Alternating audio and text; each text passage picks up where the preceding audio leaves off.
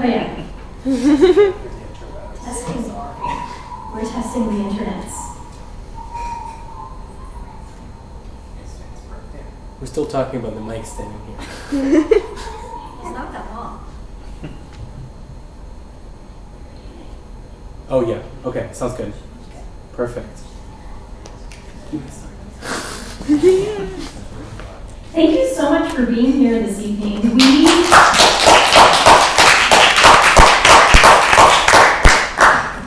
This is the Valley Votes project, and tonight we're hosting Valley Votes Enthusiastically with elected officials that we've been inviting since July to this event, and none of them were able to make it with us. So, these are the two, Ben and I, Ben Blankenship and myself, Bobby Gentry, are the writers of the grant and the creators of the Valley Votes project. And so we're going to leave some more time for Q&A tonight, but to talk about the value and importance of voting and elections. So I'll let Ben introduce himself. Hi y'all, I'm Ben Blankenship. I'm an assistant professor at James Madison University right down the road. I'm in the Department of Psychology, and I study psychological phenomena related to voting, so things like trust in elections, emotions related to whether people are going to vote or not, or stay home, and then I also look at things like social identity. And I'm excited to be here. I'm excited to work on the project with Bobby. Again, we're both, pretty disappointed that we couldn't have our elected officials here. But it's election season. Maybe they were busy with other things. Absolutely, and we want to welcome everyone that's in person tonight and the individuals watching on our live stream. Hello, thank you so much for joining us. So, the value and importance of elections. So this year, 2022, is a midterm election. So literally what it means is we are electing all members of the House of Representatives, all 435 members of the House of Representatives, and 35 senators. So you might ask the question, like, why 35? So 35 senators this time. One was an appointee for California to fulfill Vice President Harris's position, and the other one, a senator, is retiring midterm after 4 years into their term. So they're electing someone to fulfill that 2-year term. So normally it would only be 33 senators. So what does this election mean? So when you're talking about a midterm election, you actually have a lot less turnout. About a third of the country turns out in a midterm election, compared to our high of 60% in the 2020 election. And the reason why people turn out less to midterm elections than they do to presidential elections is because they don't think it's as valuable. Where it actually is, because if we remember, Congress is the branch that makes the laws. So literally, overturning the entire House of Representatives or 1/3 of the Senate can change legislative power in the United States today. So that's the possibility of this midterm election. Also across many states also have statewide elections, and we certainly know from this area and how it deals specifically with the Shenandoah Valley that there are many areas in the Shenandoah Valley that are voting on school board elections, which absolutely impact what kind of curriculum is taught, how particular issues are dealt with, especially the important issues this year in the state of Virginia for trans students' rights, as well as curriculum based on social studies. So, for this particular year, it's really important to vote because you're literally voting for members of Congress, right, which make the decisions at the end of the day. So, what else about voting? So, voting also offers us an opportunity to reflect on what we believe, as well as letting us reflect on what our values are, what our priorities are.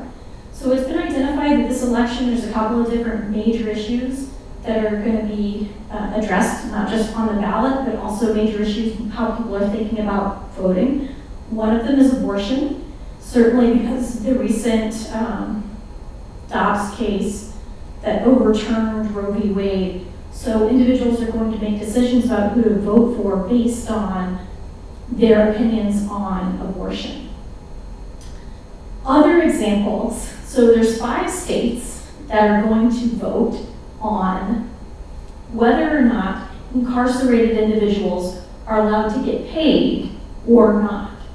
So this has been dubbed whether or not slavery is on the ballot, because it's the question of should individuals, even though that they're incarcerated, receive pay for their work, or whether or not they're slaves to the work that they're required to do.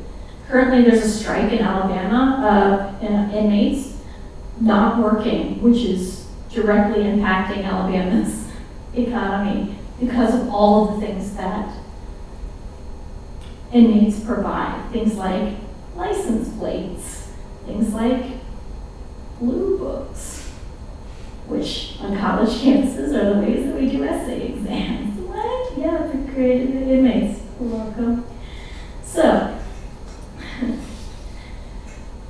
this midterm also gives us a time to reflect on what our values are and how do we prioritize, because it's not just when we talk about this in psychology, we talk about salience, how important an issue is to you. So it might be, there's a lot of issues to be thinking about, but the challenge sometimes is how do I prioritize which values I think are more important or less important? And the reason why that matters is because you might make a different decision based on what priorities you have. So it allows us time to reflect on what the major issues are. It allows us to have conversations about politics that we might not otherwise have, but we might have the opportunity to do that when we know that politics and that an election's coming up. So people might be more willing to have a conversation about, hey, this is what's going on. So these are all opportunities as to why voting is valuable. I often get asked by students about why does voting even matter? Like my vote is one of like so many votes. There are many elections, especially local elections, that are decided by one vote, literally.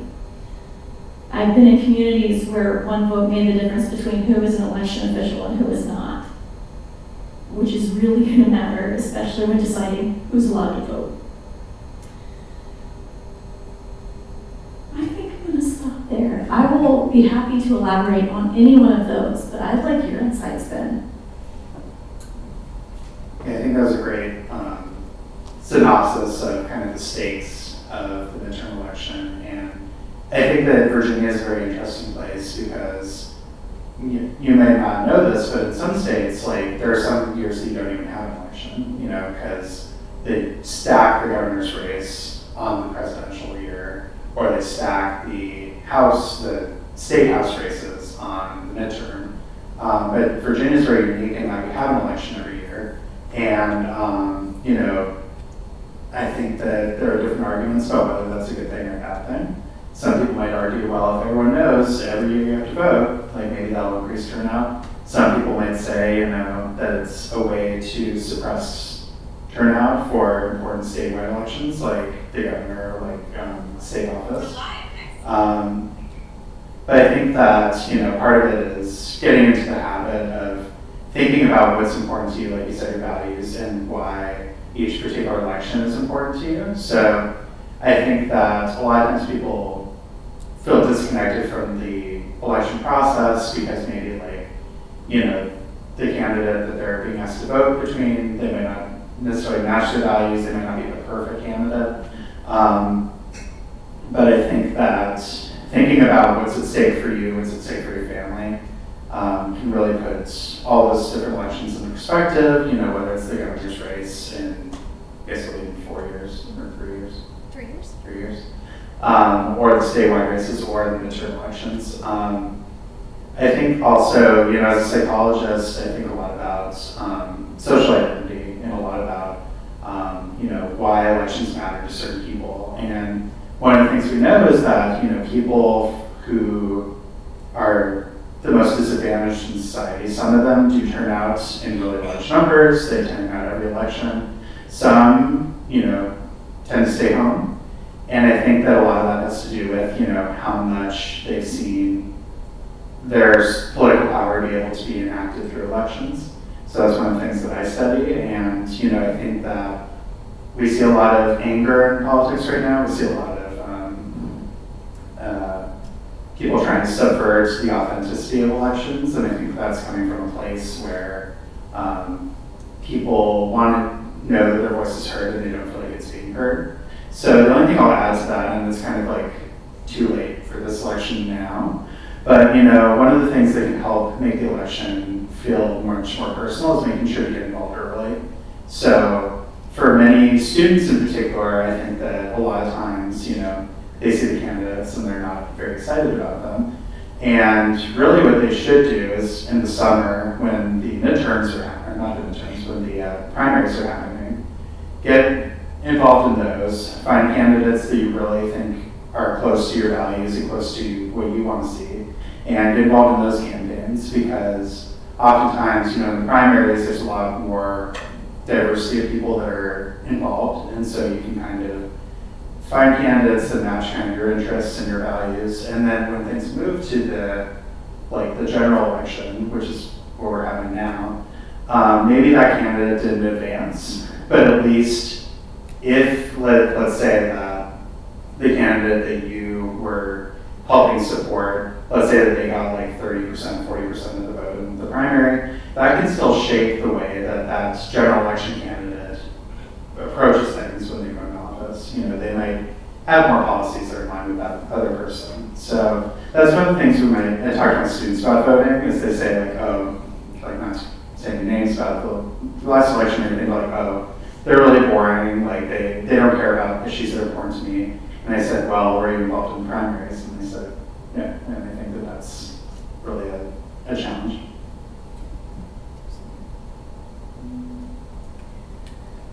So I wanted to also highlight some of the work that we know that's been done on anxiety and enthusiasm, so the emotions that come along with elections. And here's the interesting thing. People tend to vote when they feel anxious about the outcome of the election, so they're worried about the outcome of the election, or they're really enthusiastic about a candidate.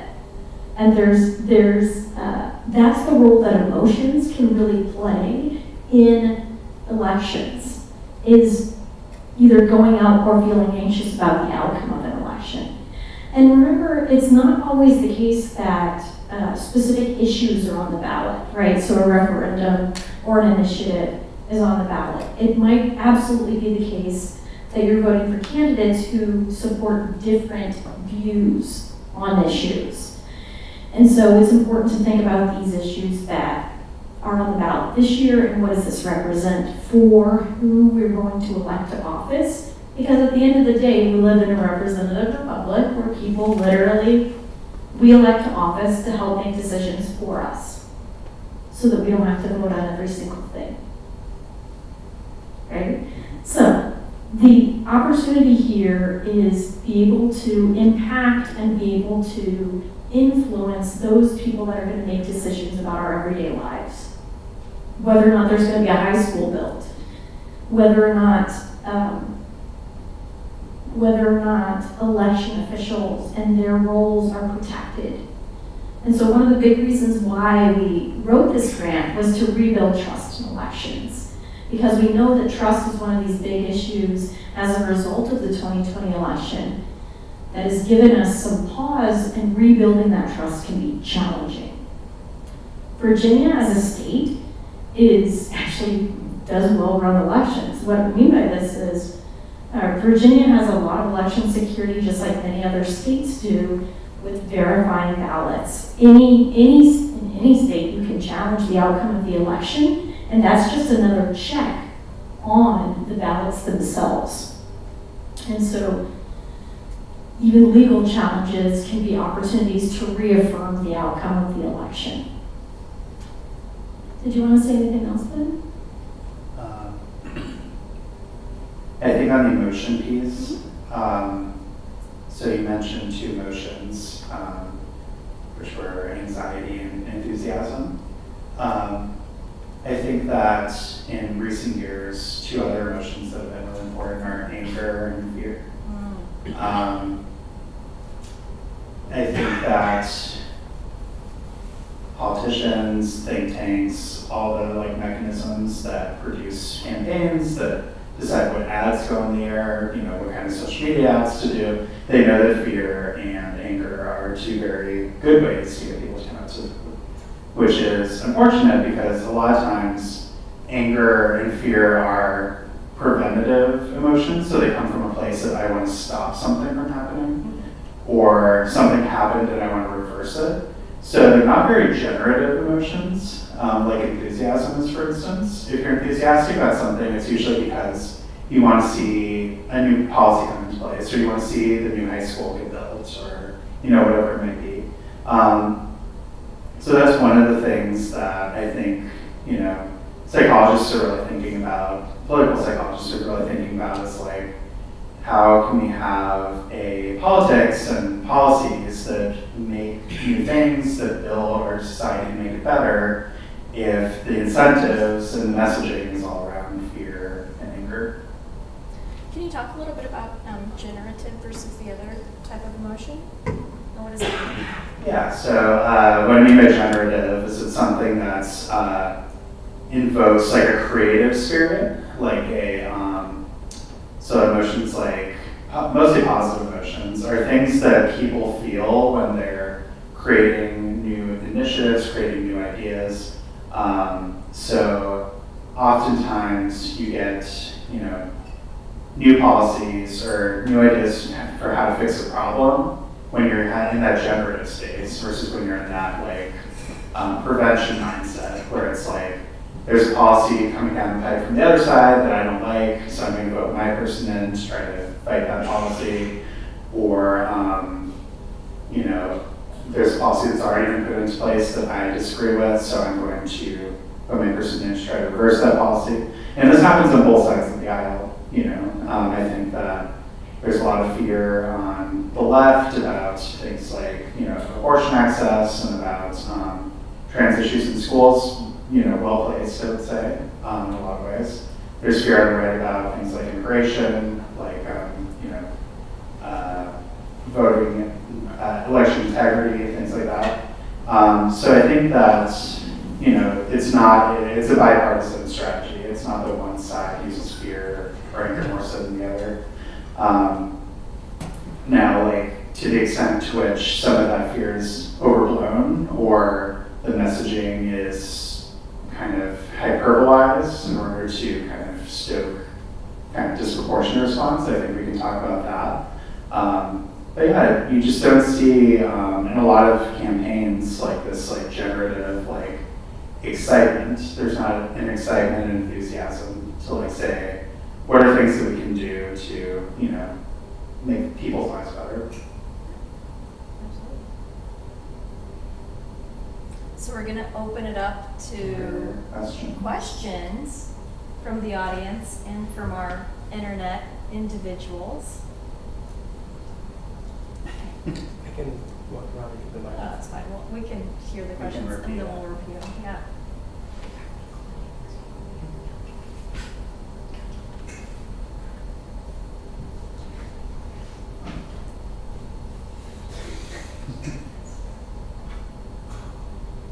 Okay. What's your Yeah, go ahead. What's your reaction to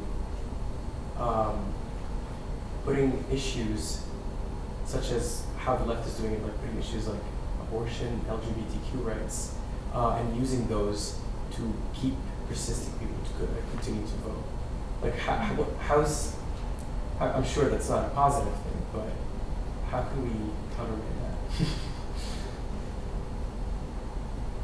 So repeat the question unless you want me to do it. So the question was specifically on the left using abortion, LGBT, threats to LGBT rights in schools, using those kind of fear-based tactics.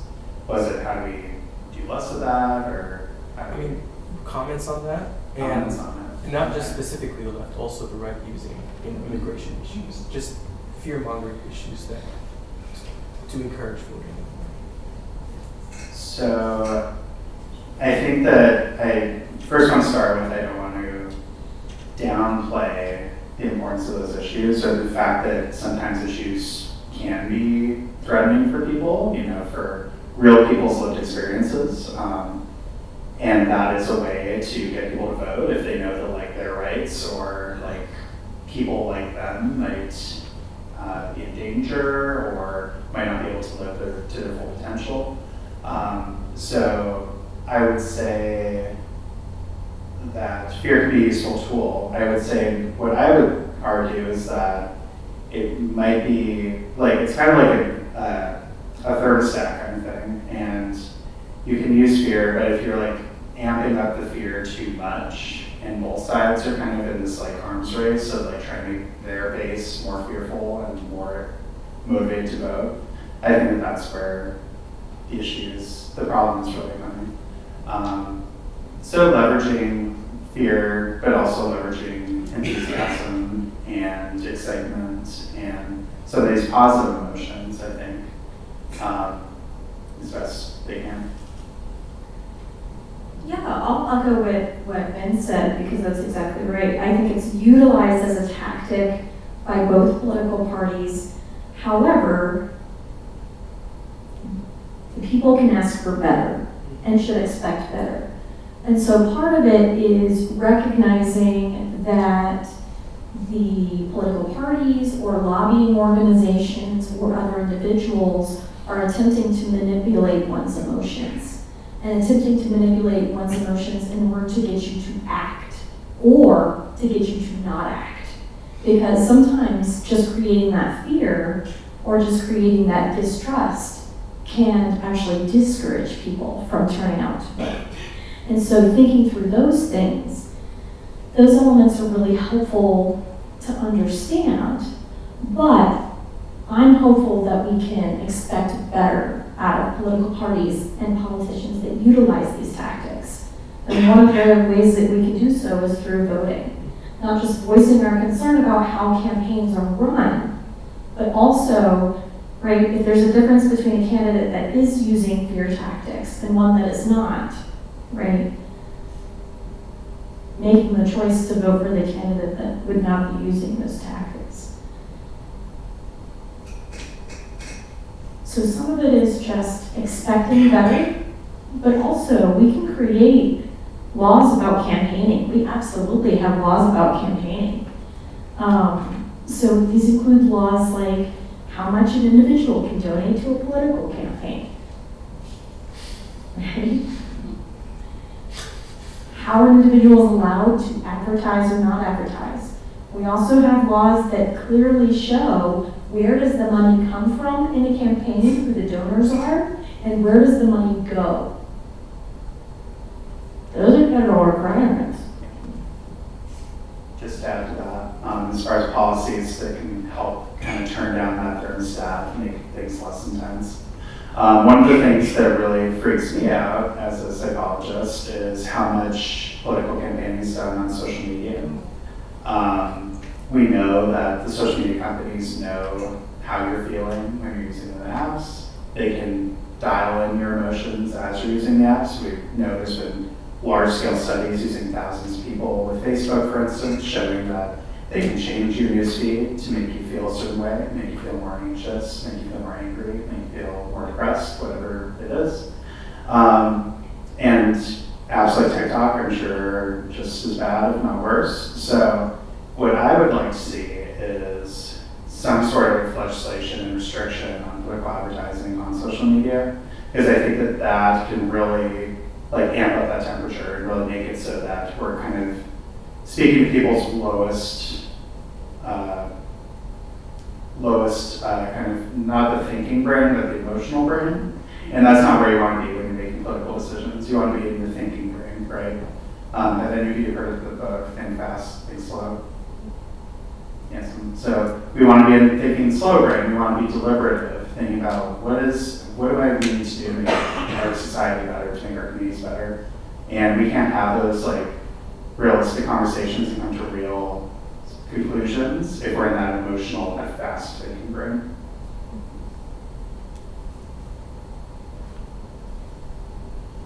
I have a question. So I know that you said that you focus on the more sociological aspect and like someone's social identity. So like what aspect do you think of someone, like of someone's social identity would drive someone to vote during this election? That's a great question. So I study marginalized identities primarily, so people that are sexual minorities, racial minorities, etc. One of the things that I look at is internalized oppression, so the extent to which people feel negatively about their own social identity group. So sexual minorities who have internalized homophobia, racial minorities who have internalized racism, things like that. So what I found in my research is that people who have those internalizations are less likely to politically engage, less likely to try to vote, to try to improve things for their group. So that's something that I think as communities where you do have shared identities, part of what can help with that is making each other feel positive about the identity, having positive messaging about your place in society as someone from a racial minority or from a sexual minority.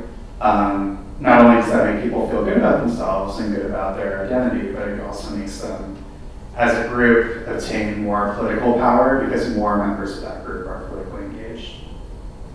And then, in terms of other groups, like privileged groups, so like people who are white, people who are straight, etc. One interesting thing that I found is there's actually an opposite effect. So members of those groups that feel like those identities are very important to them and feel really positively at the same time are also very motivated politically. And we think that that could be because of a perception that like some political movements, some political things that are happening politically are a threat to their group's power. So people who, for instance, are white and say, being white is great, I feel really, really good about being white and it's very important how I view myself, they're very likely to say, and I want to vote in order to stop other people from diminishing my group's power. So those are the kind of things I've been looking at. So social identity can be a lot of different things. It's typically identified as demographics, but it can also be identified as political party. It can be a form of social identity.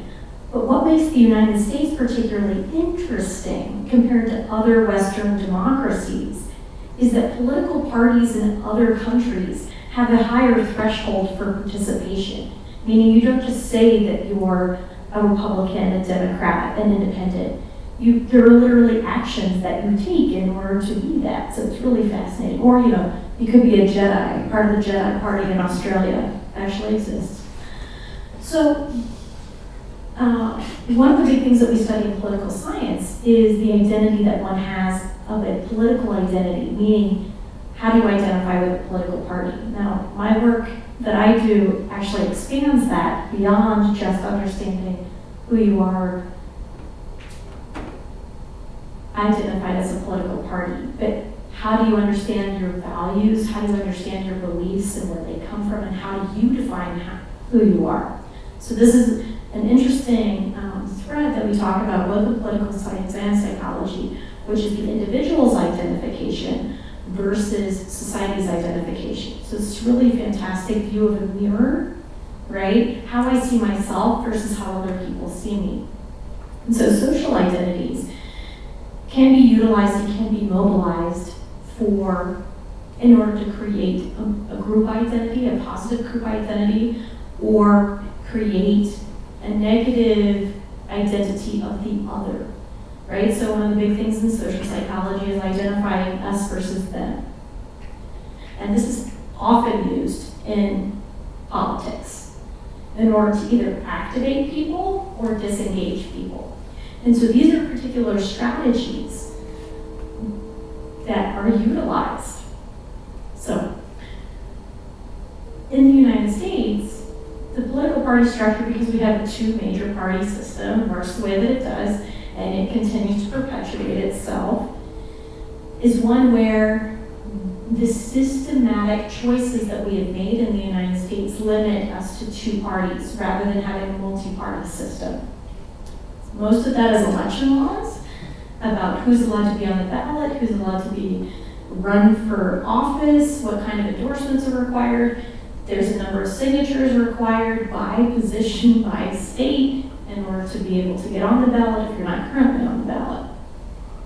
So, social identity gives us a way in order to not just demographically identify oneself, but also to say, like, how do others look at you? And so this is particularly important because one of the things that I find in my research about young people is that there's two different types of independence. There's young people that identify themselves as an independent that is, I don't want to decide what my identity is, so I'm independent. I don't want to decide political party. Or they're solidly independent, recognizing that they don't necessarily fit into either political party. And so their independence is a chosen independence, right? So it's a default identity for some people, and it's a chosen identity for other people. And here's the fascinating thing. Those that have chosen their independence as an identity are more likely to participate, even more so than partisans are. So it's really fascinating, these dynamics and these choices about how we identify ourselves. Thank you for that question. Why do you think that independence, those that chose to be independent, engage more in voting and stuff? What's the driving factor? Yeah, you go. I'm good. I can answer it, but you can answer it too. Oh, I was gonna guess, so if you have the real answer. I have the real answer. I wanna hear the real answer and see if it matches. Okay. So in my work, in my book, Why Youth Vote, I study the difference between these types of independence because I don't think that partisanship is as simple, especially for young people. And so why do I think that there's a difference? I argue in my book that those individuals who have thought about their beliefs, those that have discussed with others, those that have explored different types of identities, different types of party affiliation, different types of choices, made choices between differences between themselves and their parents or themselves and their peers that have been reflected in that process. In addition to that, practicing one's identity is really important to part of the identity development process, which is what I have in my book. That it's not just about believing one thing, but it's also about behaving in one way. And so, not a single way, but behaving as though I am that identity. And so, what that does is to allow us for opportunities to really cement who we are politically. And so, having those opportunities to have public discussions, having those opportunities to think about big public issues, having every election to decide, all right, what are the issues? How important are those issues to me? And how am I going to make a decision? So just that reflective process, also that process of seeing how and where do I fit is extremely important. And that's some of the work that I'm doing now is about intersectionality of identities. So how do different identities that come together, because we're not just we're one person, there's a lot of complexity to who we are that can intersect and certainly inform different parts of our belief systems. And so this new work on intersectionality is how do we define ourselves, but how do we fit into a context? So are there ways in which I have not been able, that I have to lie about my identity because I don't fit into the political system? And so that may mean that I'm marginalized, and it may mean that I don't engage in behaviors to be part of a political community or to have political discussions because I feel like I have to hide myself from other people in the political community. So it's an identity development process that I argue, and there's different ways. That we can encourage identity development. One of the most important ways is to actually talk about identities, like to talk about, well, here's how I define myself, and here's how I understand my beliefs and my values, and having that discussion with others as well as a really interesting opportunity for identity development is every election. Because literally, elected officials are putting themselves out there and saying, here's who I am. Here's what I believe. And so those individuals can actually be role models, especially for young people. But when young people look out into a crowd of politicians that don't necessarily represent them, then they're like, who are my role models? Who actually represents me and the values that I have? And so that can also be discouraging. So the same context can be encouraging and discouraging. What was your guess? So that wasn't a guess. So I think a lot about politics, kind of us versus them, almost a game that we play, especially in American politics with, as you said, a two-party system. So one of the things that we know, especially with midterm elections, that's super fascinating, is that usually whichever party has the presidency loses seats in the midterm. That's been the rule for decades now, with a few exceptions. And so one of my hypothesis for why that independent identity piece might lead those individuals to be more likely to vote is they're kind of not in that bipartisan game in the same way. So a lot of times, if let's say you're a Republican, Republicans have the presidency, they have the House, they have the Senate. You might feel like you're winning, and you might say, I don't really need to be super engaged right now in this midterm election because my team is doing great, we're getting all these things done. So maybe you just don't think about the midterm election, maybe, you think, oh, it's not really that important, things are going well. Or, you're just not, like we were talking about those emotions, that fear and anger, you're just not afraid or angry about anything that's driving you to the polls. Whereas the Democrats, who are not in power, they have those reasons to be engaged, to want to kind of take power away from the party that's in power. So that was my thought behind the people who identify as independents, is that I think there's that enactment of identity that, like, if I'm an independent thinker, like, I'm going to go out into the world and express my views in the way that I'm able to, which is by voting. But I think also part of it is that, like, you're not in that us versus them kind of zero sum game.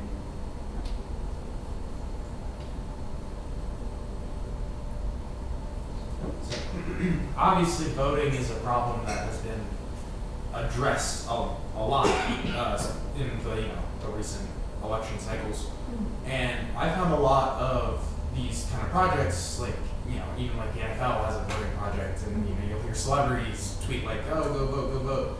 I feel like it's one thing to get people registered to vote, but it's another thing to get them to do their due diligence to vote. So how do you emphasize people actually doing research on policy and that sort of stuff to kind of get the most that they can out of voting?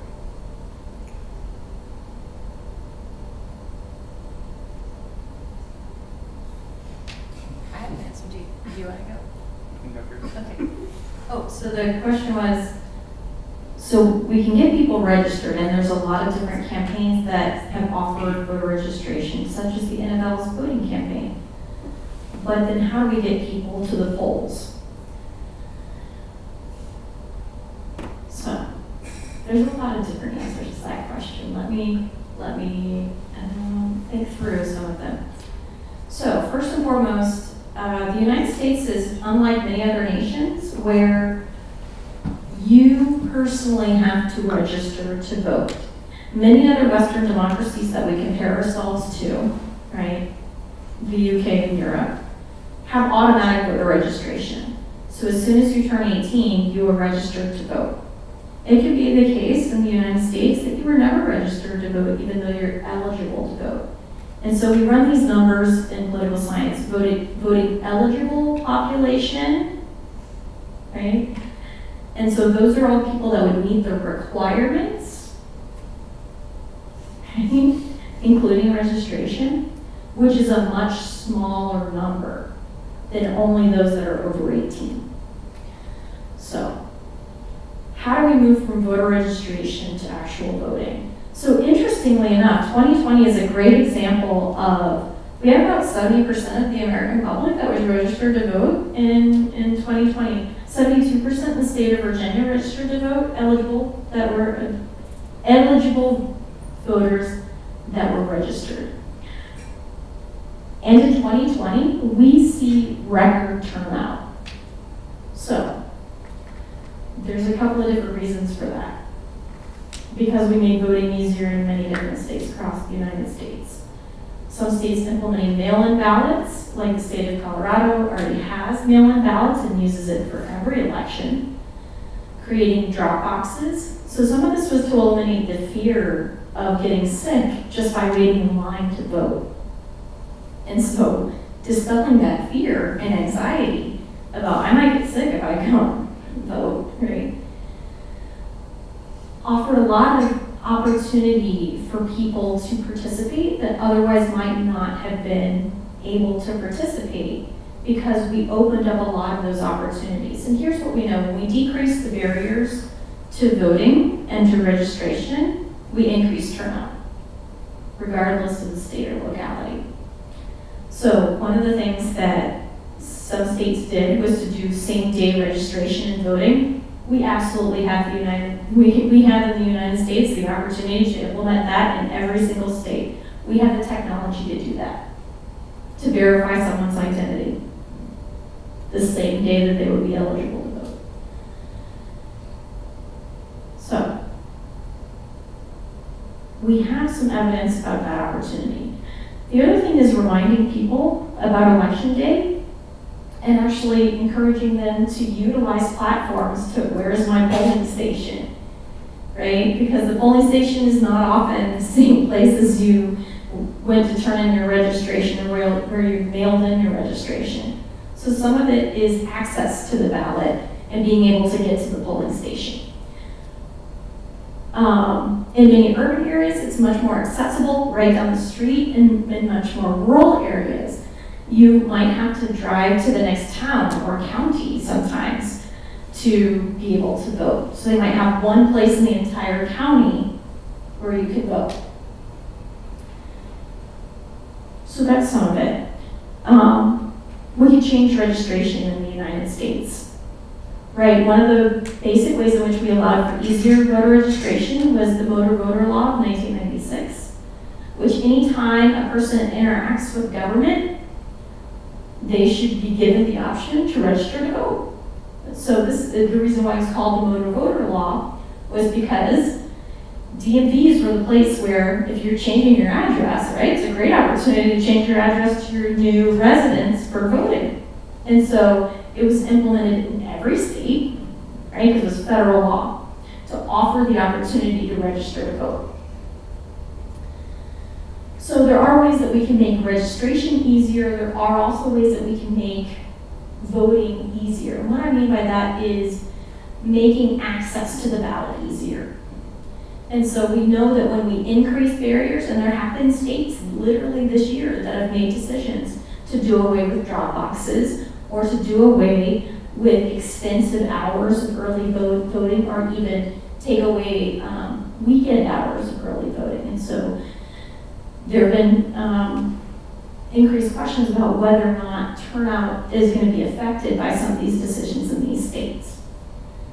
And again, the important thing to understand is that elections are run at the state level. So if you want changes in how elections are run, those are about state level elections. Those are about state legislatures that literally make decisions about who is allowed to vote, where are they allowed to vote, when are they allowed to vote, how are they allowed to vote. The only thing they don't decide is why. But the change that we would have to make then is at the state level. And states are going to be varied on that because that means sometimes in states making constitutional amendments. And so that can be a more complicated process than simply changing a policy. that's some of the ways in which we could make registration easier. And we know if we make registration easier, we have higher registration rates. We know if we make voting easier, we have higher voting rates. So some of it is about taking away the barriers and allowing access to the ballot. And they're also, so I know that the Bird Corporation, the one that's in charge of the scooters all around urban areas across the United States, is looking into offering free rides to the polls on election day. And so there are also ways that corporations can encourage this, right? And many businesses do offer their employees to have time off in order to vote. And so there are ways both in the public sector, but also in the private sector that offer opportunities to encourage people to vote. So I agree with all of that, that barriers are probably the biggest reason why people who are registered don't actually end up voting. I think there are other interesting ideas that I think have been tried out in other states that I think kind of make the incentives for voting different, to make like your own ability to feel like your individual voice and your issues and things you're concerned about are being heard in a system that's dominated by two parties. So one thing that Maine and Alaska do is they do ranked choice voting. So a lot of times, you know, you've probably heard this if you have friends that are like libertarian or green. They might really like those candidates, but they might, you know, be disincentivized. People might tell them you're throwing away your vote. You know, you're why are you voting for that candidate? You're, you know, not going to help either of the two parties. So I think for a lot of those individuals, they either are so motivated to vote for that candidate as kind of a protest vote, or they just don't show up. So I think that a lot of people who don't feel like their sort of candidate is represented in the polls, they just don't go out. So something like ranked choice voting would allow you to go and say, you know, I really like this libertarian candidate, they're going to be my first choice, and then maybe you pick a different candidate for your second choice, and so on and so forth. They do some interesting math to figure out who the actual winner is based on kind of a combination of people's first choice selections and then factoring in who people voted for their second and third, etc. I believe, I haven't looked closely, but I believe those two states have very high turnout, and in part because of that ranked choice voting system. So I think not only would that help with turnout, but it also kind of, again, turns down that dial. That makes it so that more voices are heard, more possibilities are kind of actually real possibilities on the ballot, because you're not just, you know, kind of having to go between two individuals. Yeah, that's right.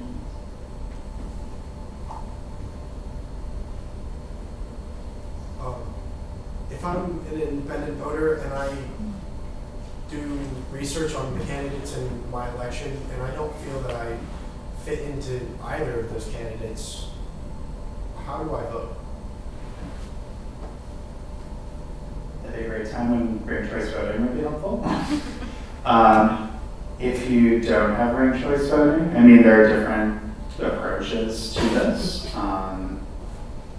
I think one approach is to say that, I would say it's like the realistic approach, or like kind of the utilitarian approach to voting, which would be like, you have two choices in most elections, like pick the one that you'll be the least disappointed if they win.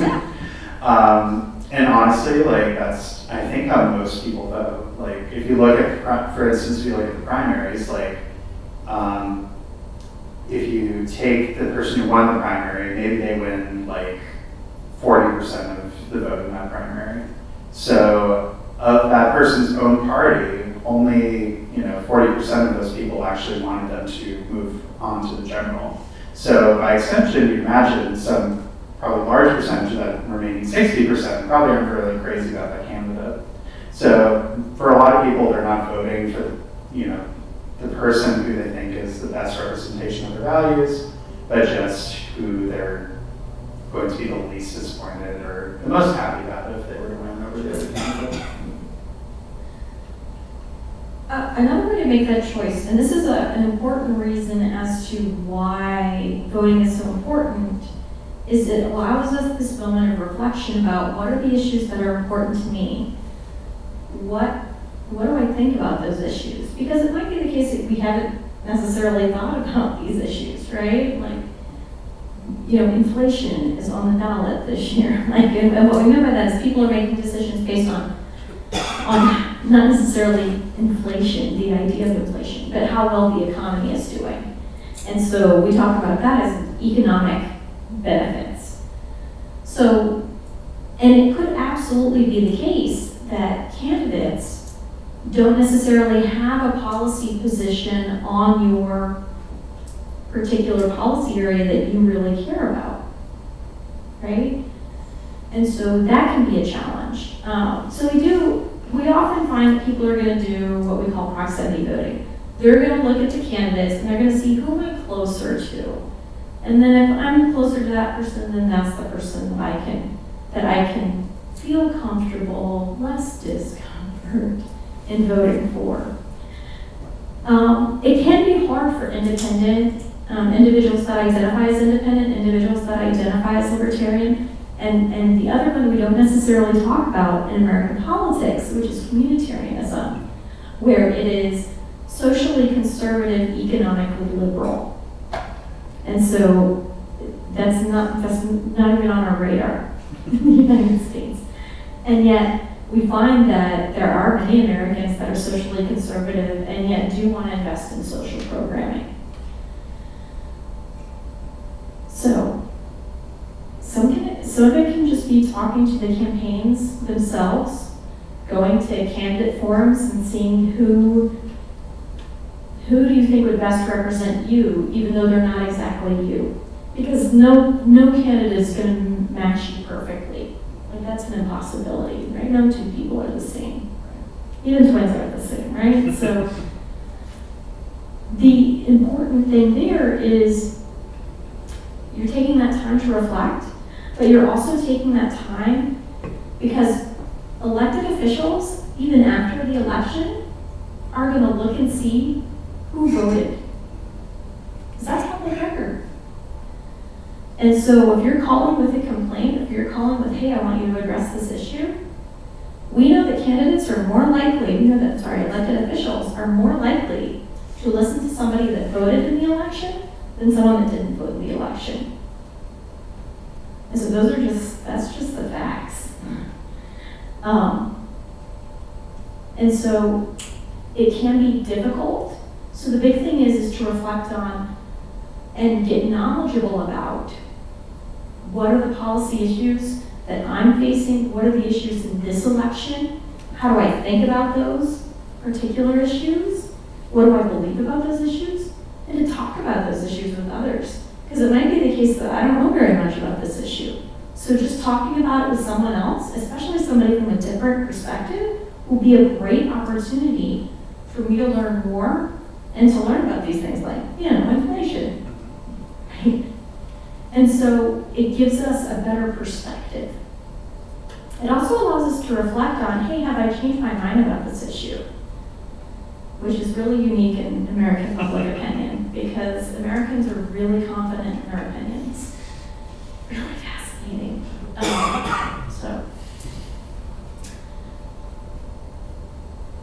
think that's. Do we have any closing remarks, Ben? Do you want to close us out? I introduced us. All right. So hopefully, so first of all, thank you to all of you for attending. Thanks to everyone online. So I think that's kind of reflecting what you were just talking about with how that vote is not the end point, it's kind of the starting point of the relationship with your political candidates. And I hope that this event is not an end point, it's also a starting point for continuing these conversations. We have 3 more events that will be occurring after the election in the next semester. So I think that part of the importance is not just getting out, going to the polls, going to express your opinion, but also continuing to have these conversations and expressing the importance even when we don't have an election that's a week away. 6 days away. Mhm. So yeah, with that, that's all I have. Yeah. Thank you so much for